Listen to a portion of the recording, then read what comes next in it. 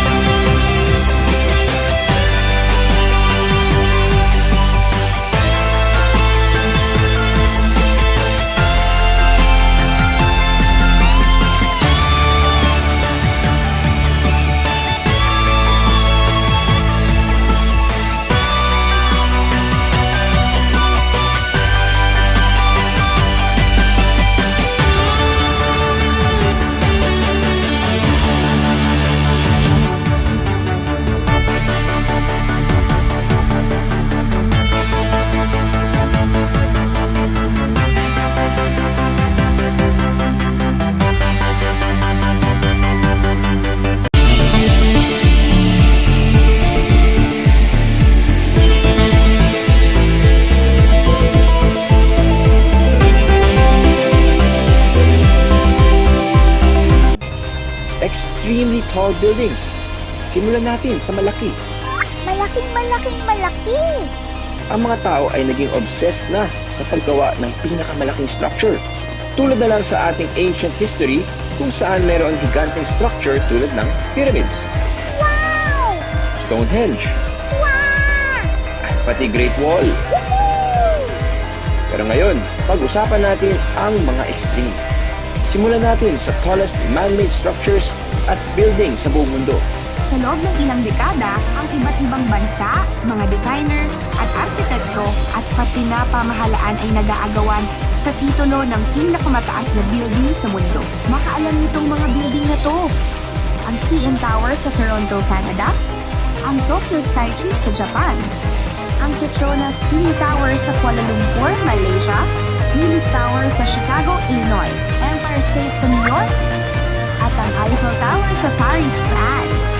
Lahat ng mga ito ay may pagkakapareho. Ang mga building at tower na yan ay tinuturing na ilan sa pinakamataas na structure sa mundo. Mamaya, malalaman natin kung ano ang pinakamataas sa kanilang lahat. Kung akala nyo na ang pagsukat natin ay mula sa base hanggang sa tuktok ng building, ay nagkakamali kayo. Medyo, kasi ang titulo ng pinakamataas na building o structure ay may iba't ibang criteria para malaman kung ito nga ang pinakamataas. Katulad ng mga tallest building in height, tallest self-supporting tower, tallest twin building, tallest steel building, tallest solar power tower, at marami pang iba. Kung pagbabasehan ang criteria sa height, pwede natin tingnan ang top 5 na pinakamataas sa buong mundo sa ngayon. Number 5 ay ang Ping An International Finance Center sa Shenzhen, China. May sukat ito na 1,966 feet o 599.1 meters at ang pinakamataas sa Shenzhen.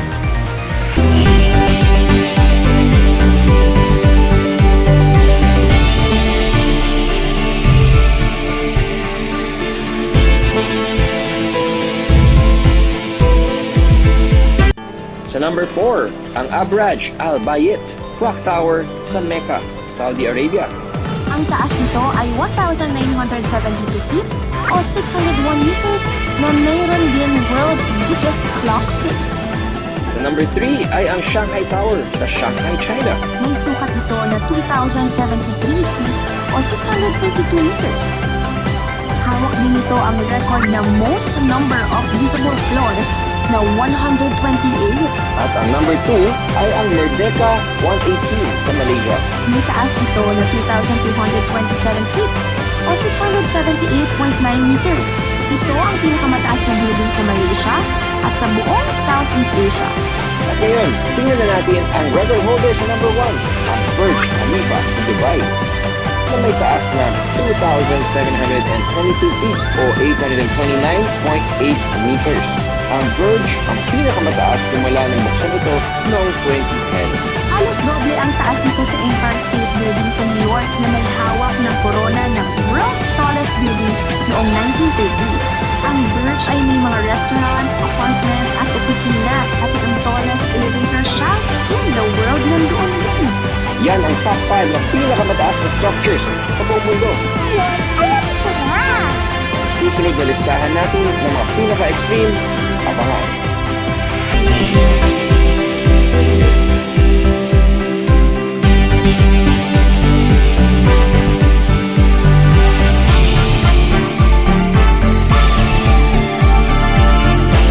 Ang extremely fast creatures sa Animal Kingdom, ngayon naman, pabilisan ang usapan.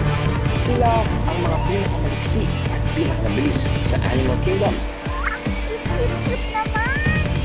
At di lang tutungkol kung sino ang pinakamabilis sa record. Dahil para sa mga hayop, nakasalalay ang buhay nila sa pagiging mabilis. Pinauhuli ba nila ang pagkain nila o nakakataka sila sa predator para mabuhay? Sa libo-libong species, sino kaya sa kanila ang tatanghalin na pinakamabilis? Pero bago lahat, tingnan muna natin sa tatlong kategorya. Tingnan natin ang pinakamabilis na hayop sa lupa, dagat, at pawid. At baka siguro meron pang iba. Sa huli ay kukurenanan natin ang pinakamabilis sa lahat. Simulan natin sa lupa. Tulad ng fastest car, ang pinakamabilis na hayop sa lupa ay ang cheetah. Kaya nilang tumakbo mula 0 hanggang 60 miles per hour in less than 3 seconds. Dahil dito, nakuha ng cheetah ang corona sa fastest animal on land.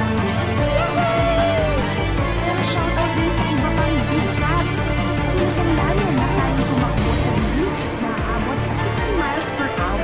Pagkatapos sa lupa, sisiriin naman natin ang karagatan.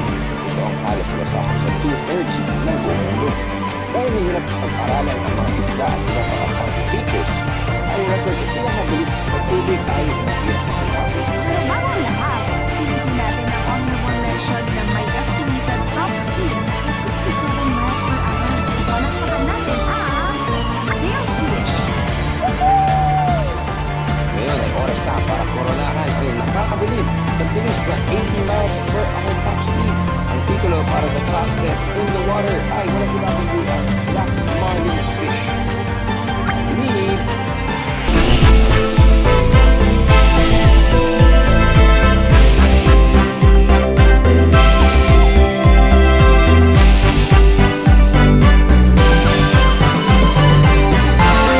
Bago natin makilala ang pinakamabilis na hayop sa himpapawid at pinakamabilis sa lahat, tingnan muna natin ang ibang record holder.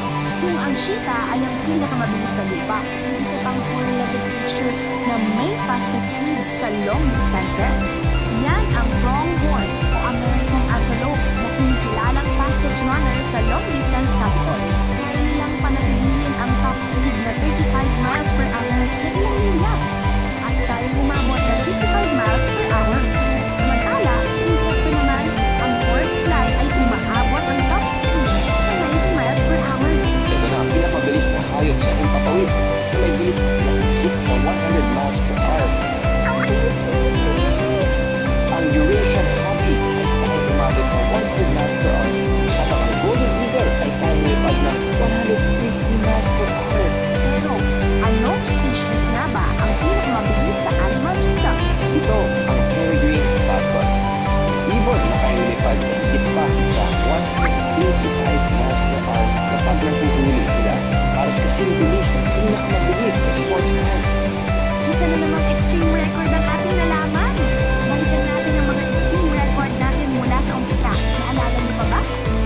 tayo sa top 5 na pinakamataas na building sa buong mundo. At nakita natin ang Burj Khalifa sa Dubai na may taas na 2,722 feet o 829.8 meters. Ito ang pinakamataas simula nang binuksan ito noong 2010. Sino naman ang pinakamabilis na hayop sa lupa? Dagat at kalangitan. May kasama pang mga honorable mention. At kahit ang mga hayop na to ay kinikilala na pinakamataas